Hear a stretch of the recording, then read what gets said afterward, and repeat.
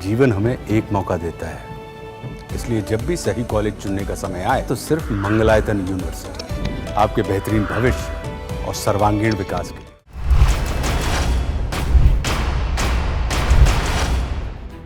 गद्दार गद्दार गद्दार, ये वो शब्द है जिसे कहते कहते ठाकरे परिवार का गला सूख गया।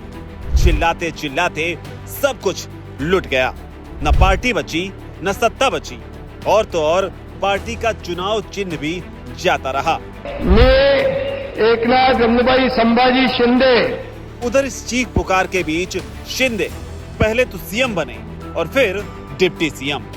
उद्धव कहते रह गए कि जनता सबक सिखाएगी, लेकिन किसी को कोई फर्क नहीं पड़ा।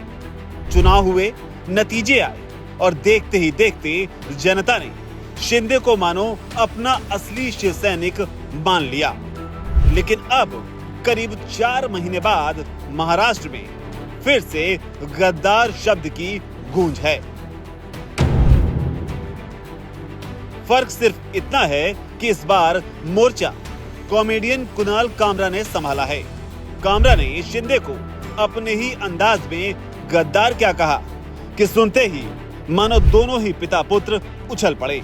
इस बार गद्दार की गूंज से महाराष्ट्र कितना हिला, इसका अंदाजा आपको शिंदे सैनिकों के बयान से लग जाएगा।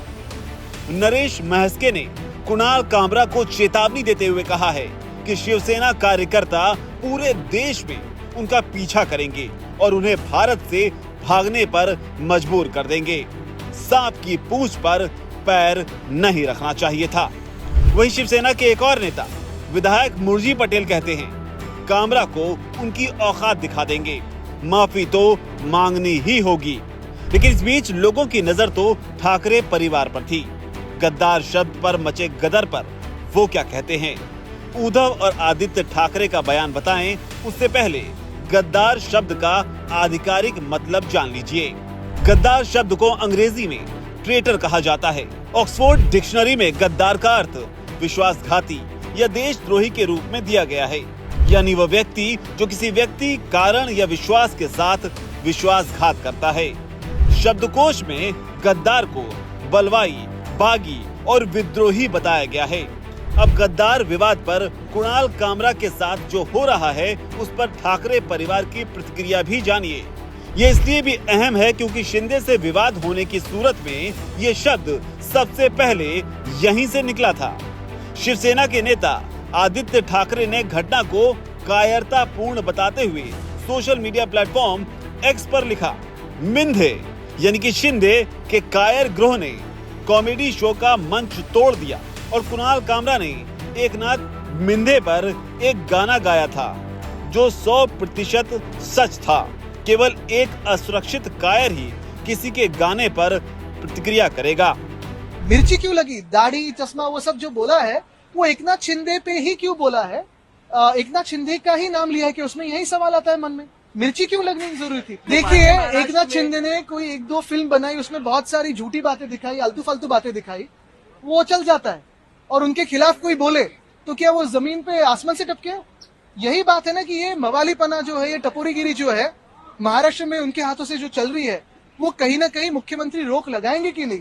क्योंकि ये मिर्ची लगने का कारण ही था। अगर खुद चोर नहीं है, खुद गद्दार नहीं है, तो क्या कारण था कि कल उन्होंने तोड़फोड़ की? देश नहीं, पूरी दुनिया जानती है कि गद्दार और चोर कौन है।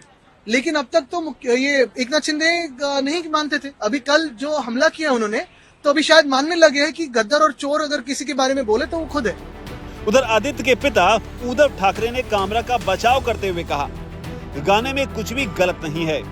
ठाकरे ने कहा, कुणाल कामरा ने कुछ भी गलत नहीं कहा, जो गद्दार है वो गद्दार है। ये किसी पर हमला करने वाली बात नहीं है। आप पूरा गाना सुने और दूसरों को भी सुनाएं। हैबिटेट स्टूडियो पर तोड़फोड़ पर प्रतिक्रिया देते हुए आगे उद्धव ने कहा, इस हमले से शिवसेना का कोई लेना देना नहीं है। यह गद्दार सेना ने किया है। जिनके खून में गद्दारी है वे कभी शिवसैनिक नहीं हो सकते।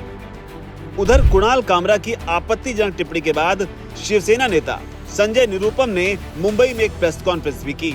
इसमें निरुपम ने आरोप लगाया कि जहां ये शो रिकॉर्ड किया गया था, उसकी बुकिंग का पैसा उद्धव ठाकरे के आवास मातोश्री से आया था।